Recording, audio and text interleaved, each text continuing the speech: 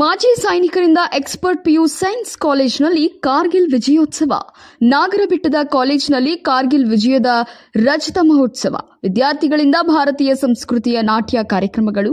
ಅಖಿಲ ಕರ್ನಾಟಕ ಮಾಜಿ ಸೈನಿಕರ ಸಂಘ ಮುದ್ದೆಬಿಹಾಳ ಘಟಕ ಎಕ್ಸ್ಪರ್ಟ್ ಪಿಯು ಸೈನ್ಸ್ ಕಾಲೇಜ್ ನಾಗರಬೆಟ್ಟದಲ್ಲಿ 25ನೇ ವರ್ಷದ ಕಾರ್ಗಿಲ್ ವಿಜಯೋತ್ಸವ ರಜತ್ ಕಾರ್ಯಕ್ರಮ ನೆರವೇರಿತು.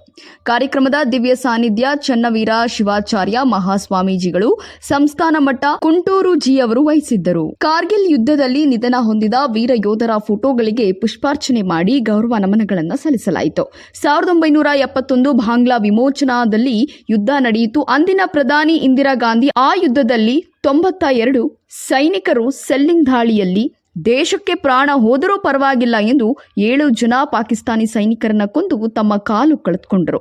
ನಮ್ಮ ಎದುರಿಗೆ ನಿಂತಿರುವ ಯೋಧ ಅಬ್ದುಲ್ ಮುಲ್ಲಾ ಎಂದು ಹೇಳಿದರು. ಅದಕ್ಕೆ ನೀವು ಕೂಡ ಭಾರತದ ಅಂದಿನ ಪ್ರಧಾನಮಂತ್ರಿ ಅಟಲ್ ವಾಜಪೇಯಿ, ದೇಶ ನಮ್ಮನ್ನ ನೋಡುವುದಿಲ್ಲ, ನಿಮ್ಮನ್ನ ನೋಡಿದಾಗೆ ಈ ದೇಶದಕ್ಕೆ ಬೆನ್ನು ಕೊಡಲಿಲ್ಲ, ಗುಂಡಿಗೆ ಕೊಟ್ಟರು ಎಂದು ಹೇಳಿದರು. ನಮ್ಮೆಲ್ಲರ ನಾಳಿನ ನಾಡಿಗಾಗಿ ಹೋರಾಡಿ ಭಾರತ ಮಾತೆಯೇ ಕಿರೀಟವನ್ನ ಧರಿಸಿದ್ದು ನಿಮಗಾಗಿ ನಮಗಾಗಿ ಮರಿಬೇಡಿ, ನೀವು ಕೂಡ ದುಶ್ಚಟಗಳಿಗೆ ಒಳಗಾಗದೆ ಎಚ್ಚರ ವಹಿಸಿ ಎಂದು ವಿದ್ಯಾರ್ಥಿಗಳಿಗೆ ಕಿವಿ ಮಾತು ಹೇಳಿದ್ರು. ನಿಮ್ಮ ತಂದೆ ತಾಯಿ ತಾವು ದುಡಿದು ನಿಮ್ಮನ್ನ ಶಾಲೆಗೆ ಕಳಿಸ್ತಾರೆ. ದೇವರು ನಿಮಗೆ ಒಳ್ಳೆಯ ಅವಕಾಶವನ್ನ ಕೊಟ್ಟಿದ್ದಾನೆ, ಬಳಸಿಕೊಳ್ಳಿ. ಈ ಭೂಮಿಯಲ್ಲಿ ಪ್ರತಿಯೊಬ್ಬ ಜೀವಿಯು ಯಶಸ್ವಿ ಸಾಗಿಸುವುದಕ್ಕೆ ಬಂದಿದ್ದೇವೆ ಎಂದು ಮಾಜಿ ಯೋಧರು ಹೇಳಿದರು.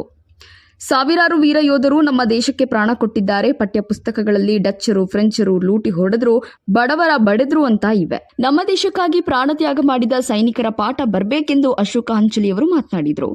ರೋಮಾಂಚನದ ಕಥೆಗಳಿದ್ದಾವೆ, ಯುದ್ಧ ಭೂಮಿಯ ಒಳಗೆ ನಡೀತಾವೆ. ನಾವೆಲ್ಲ ಒಂದು ಸಾರಿ ರೋಮಾಂಚನ ಆಗಬೇಕು. 1965 ಚೀನಾ ನಮ್ಮ ಪಾಕಿಸ್ತಾನ ನಮ್ಮ ಮೇಲೆ ಯುದ್ಧ ಸಾರಿದೆ. ಆಗ ಪ್ರಧಾನಮಂತ್ರಿ ಆಗಿದ್ದವರು ಲಾಲ್ ಬಹದ್ದೂರ್ ಶಾಸ್ತ್ರಿಜಿ. ಪ್ರಧಾನಮಂತ್ರಿ ಅವರು ಅಲ್ಲಿ ಇರಬೇಕಾದ್ರೆ ಊಟ ಮಾಡ್ತಾ ಇದ್ದಾರೆ, ಸಂದೇಶ ಬರ್ತಾ ಇದೆ, ಪಾಕಿಗಳು ಭಾರತಕ್ಕೆ ಯುದ್ಧ ಸಾರಿದ್ದಾರೆ ಅಂತ. ಬಾಯಿ ಒಳಗೆ ಇಡುವ ತುತ್ತನ್ನ ಕೆಳಗೆ ಇಟ್ಕೊಂಡು ಶಾಸ್ತ್ರಿಜಿ ನೇರವಾಗಿ ಅಲ್ಲಿ ಬಂದು ತಮ್ಮ ಸಂಪುಟದ ಸಭೆಯನ್ನ ಮಾಡ್ತಾರೆ. ಸಂಪುಟ ಸಭೆಯೊಳಗೆ ಕೇಳ್ತಾರೆ, ಯುದ್ಧ ಮಾಡಬೇಕು ನಾವೀಗ ಅಂತ. ಆದ್ರೆ ಎಲ್ಲರೂ ಹೇಳ್ತಾರೆ, 1962ರ ಚೀನಾ ಯುದ್ಧದಲ್ಲಿ ನಾವು ತುಂಬಾ ಸಣ್ಣದಾಗಿದ್ದೇವೆ, ನಮಗೆ ತುಂಬಾ ಹದ್ದುಗುಂಡುಗಳೆಲ್ಲ ಹಾಳಾಗಿದ್ದಾವೆ, ನಮ್ಮ ಸೈನಿಕರ ಸ್ಫೂರ್ತಿ ಎಲ್ಲ ಹೊರಟು ಹೋಗಿದೆ, ಆತ್ಮವಿಶ್ವಾಸದ ಕೊರತೆ ಇದೆ, ಈಗ ಯುದ್ಧ ಮಾಡಿದರೆ ಸೋತು ಹೋಗ್ತೇವೆ, ಬೇಡ ಅಂತ. ಈ ದೇಶದ ಪ್ರಧಾನಮಂತ್ರಿ ಲಾಲ್ ಬಹದ್ದೂರ್ ಶಾಸ್ತ್ರಿಜಿ ಅವರಿಗೆ ಸರಿ ಅಂತ ಹೇಳಿ ಹೊರಗೆ ಬರ್ತಾರೆ. ಪತ್ರಕರ್ತರು ಕಾಯ್ಕೊಂಡಿರ್ತಾರೆ. ಅವ್ರು ಕೇಳ್ತಾರೆ, ಏನ್ ನಿರ್ಧಾರ ಮಾಡಿದಿರಿ ಅಂತ. ಈ ದೇಶದ ಪ್ರಧಾನಮಂತ್ರಿ ಹೇಳ್ತಾರೆ, ಪುಟ್ಟವಾದ ದೇಹದೊಳಗೆ ಬೆಟ್ಟದಷ್ಟು ಆತ್ಮವಿಶ್ವಾಸವನ್ನು ತುಂಬಿಕೊಂಡು ಹೇಳ್ತಾರೆ, ಶತ್ರುಗಳ ಪಂಥ ಆಹ್ವಾನವನ್ನು ನಾವು ಸ್ವೀಕರಿಸಿದ್ದೇವೆ. ಇನ್ನು ಅರ್ಧ ಗಂಟೆಯಲ್ಲಿ ಭಾರತದ ಯುದ್ಧ ವಿಮಾನಗಳು ಮುಗಿಲೆತ್ತರಕ್ಕೆ ಹಾರಲಿವೆ, ಶತ್ರುಗಳಿಗೆ ತಕ್ಕುದಾದ ಉತ್ತರವನ್ನು ಕೊಡಲಿದ್ದೇವೆ ಅಂತ ಹೇಳಿ ಯುದ್ಧ ಆರಂಭವಾದ ಅರ್ಧ ಗಂಟೆಯಲ್ಲೇ ಆ ಯುದ್ಧ ಭೂಮಿಗೆ ಹೋಗಿ ಸೈನಿಕರನ್ನು ಹುರಿದುಂಬಿಸಿದ ಒಬ್ಬ ಶ್ರೇಷ್ಠ ವ್ಯಕ್ತಿ ಲಾಲ್ ಬಹದ್ದೂರ್ ಶಾಸ್ತ್ರಿಜಿ ಅವರನ್ನು ನೆನಪಿಸ್ಕೋಬೇಕು ನಾವೆಲ್ಲ ಇಲ್ಲಿ. ಆ ಯುದ್ಧದೊಳಗೆ ಒಬ್ಬ ಅಬ್ದುಲ್ ಹಮೀದ್ ಅನ್ನುವಂತ ಯೋಧ 7 ಜನ ಸೇರ್ಕೊಂಡು ಪಾಕಿಸ್ತಾನ ಜೊತೆಗೆ ಯುದ್ಧ ಮಾಡಕ್ ಹೊರಟಿದ್ದಾರೆ. 8 ಟ್ಯಾಂಕರ್ಗಳು ಎದುರಿಗೆ ನಿಂತ್ಕೊಂಡಿದ್ದಾವೆ. ಏಕಾಂಗಿಯಾಗಿ ಆ ಟ್ಯಾಂಕರ್ ಅನ್ನ ಮುನ್ನಡೆಸ್ತಾ ಹೋಗಿ 7 ಟ್ಯಾಂಕರ್ಗಳನ್ನ ಅವನ್ನೆಲ್ಲ ಹಾಳು ಮಾಡಿ ಇನ್ನೊಂದು ಟ್ಯಾಂಕರ್ ನಿಂದ ಸಿಡಿದ ಗುಂಡಿಗೆ ಬಲಿಯಾಗಿ ತನ್ನ ಪ್ರಾಣಾರ್ಪಣೆಗೈದು ಪರಮವೀರ ಚಕ್ರ ಪ್ರಶಸ್ತಿಯನ್ನು ಪಡೆದಂತಹ ವ್ಯಕ್ತಿ ಯಾರು? ಅದು ಅಬ್ದುಲ್ ಹಮೀದ್ ಅನ್ನುವಂತ ಯೋಧ. ಈ ದೇಶಕ್ಕೆ ಯಾರು ಎಷ್ಟು ತ್ಯಾಗ ಕೊಟ್ಟಿದ್ದಾರೆ ಸ್ಟೂಡೆಂಟ್ಸ್, ನಾವೆಲ್ಲ ಒಂದ್ಸಾರಿ ನೆನಪಿಸ್ಕೋಬೇಕಾಗ್ತದೆ. ಆಗ್ಲೇ ಸಾಹೇಬರು ಹೇಳ್ತಾ ಇದ್ರು, ಗ್ರೆನೇಡಿಯರ್ ಯೋಗೇಂದ್ರ ಸಿಂಗ್ ಯಾದವ್ ಆತ ಹೋಗ್ತಿರ್ಬೇಕಾದ್ರೆ 3 ಬಂಕರ್ಗಳನ್ನ ಸಿಡಿಸಿ ನಾಶ ಮಾಡ್ತಾರೆ. ಆ ಸಂದರ್ಭದಲ್ಲಿ ದೊಡ್ಡದಾದ ಕಲ್ಲು ಬಂಡೆ ಕೆಳಗೆ ಬೀಳುತ್ತೆ. ಬಿದ್ದ ಸಪ್ಪಳಕ್ಕೆ ಪಾಕಿಸ್ತಾನದ ಸೈನಿಕರು ಬಂದು ನೋಡ್ತಾರೆ. ಅವರು ಬರುವುದರೊಳಗಾಗಿ ಅವರನ್ನು ಶೂಟ್ ಮಾಡಿ ಸಾಯಿಸ್ತಾರೆ ಇವರು. ನಂತರದಲ್ಲಿ ಈ ಸುದ್ದಿ ಕೇಳಿದಾಗ ಮೇಲೆ ಇದ್ದಂತವರು ಮತ್ತೆ ಕೆಳಗಿಳಿದು ಬರ್ತಾರೆ. ಅವರು ಈ ದೇಶಕ್ಕಾಗಿ ಸಾಯುವುದಾದರೂ ಕೂಡ ಈ ದೇಶಕ್ಕಾಗಿ ಅಂತ ಹೆಮ್ಮೆ ಪಡುವ ಭಾರತೀಯರ ಈ ಸಂತಾನಕ್ಕೆ ನಾವೆಲ್ಲ ಹೆಮ್ಮೆ ಪಡ್ತೇವೆ.